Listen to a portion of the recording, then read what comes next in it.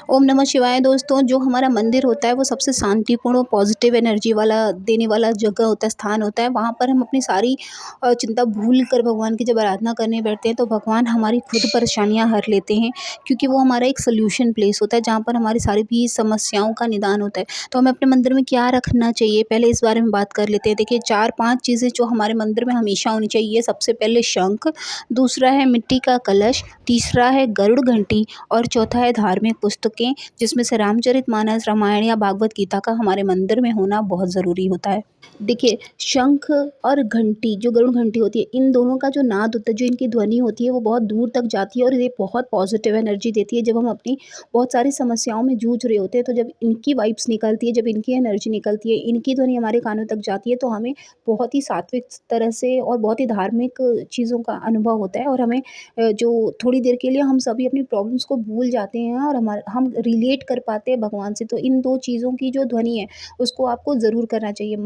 जितना हो सके घंटी दोनों टाइम आप जब आरती करते हैं तो ज़रूर बजाएँ। और अगर आप डेली नहीं शंखनाद कर सकते तो हफ्ते में 1 दिन शंखनाद ज़रूर करना चाहिए। इससे घर में जो है पॉजिटिव एनर्जी बनी रहती है। दूसरा है बुक्स, जो धार्मिक माइथोलॉजिकल जितनी भी बुक्स हैं, जितनी भी स्पिरिचुअल बुक हैं, वो हमें ज़रूर रीड करनी चाहिए, स्पेशली भागवत गीता। अगर आपके पास हर दिन समय नहीं है तो आप हफ्ते में 1 दिन बैठकर भागवत गीता ज़रूर पढ़ें। ऐसा करने से देखिए पहली बार भागवत गीता नहीं समझ में आएगी, दूसरी बार थोड़ी समझ में आएगी, तीसरी बार थोड़ी उससे ज़्यादा समझ में आएगी, चौथी बार और समझ में आएगी, 5वीं बार आप उसको अपनी लाइफ में उतारने लगेंगे, क्योंकि उसमें जो बातें लिखी हुई हैं वो धीरे-धीरे आपको समझ आने लगेंगी। तो भागवत गीता हम सभी को अपनी लाइफ में एटलीस्ट इतना जानना बहुत ज़रूरी है कि कितने अध्याय हैं, कितने उसमें श्लोक हैं, ताकि हम अपनी आगे आने वाली जनरेशन को ये चीज़ें बता सकें। ठीक है? इसके अलावा बात कर लेते हैं आसन जो होता है ना, जिस पर हम बैठते हैं, आसन अगर कुर्सी का हो तो बहुत अच्छा होता है। लेकिन अगर आपके पास आसन ना ही है और अगर आप पूजा कर रहे हैं तो आप लाल रंग का ही जो है आसन बिछाकर पूजा करें। और घर में जितने लोग हैं सबका आसन अलग-अलग होना चाहिए।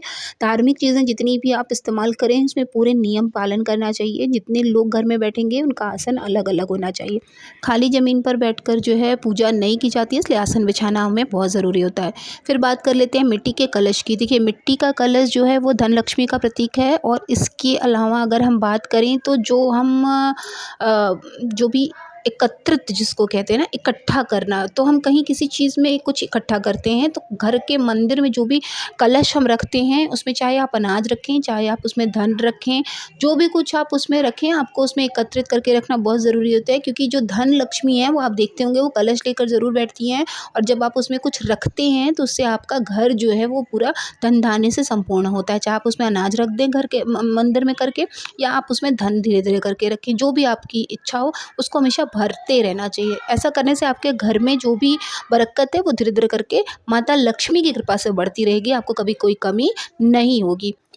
तो आई होप कि आपके लिए ये वीडियो यूज़फुल रही होगी। वीडियो अगर आपको अच्छी लगे तो प्लीज़ चैनल को सब्सक्राइब कीजिएगा, साथ ही वीडियो को लाइक और शेयर करना ना भूलें, ताकि हम आपके लिए इसी तरह की हल्की-फुल्की जानकारी और अच्छे से अच्छे त्योहारों पर की जानकारी लेकर जो भी आते हैं वो उनसे आपको डेली की पूजा में मदद मिल सके।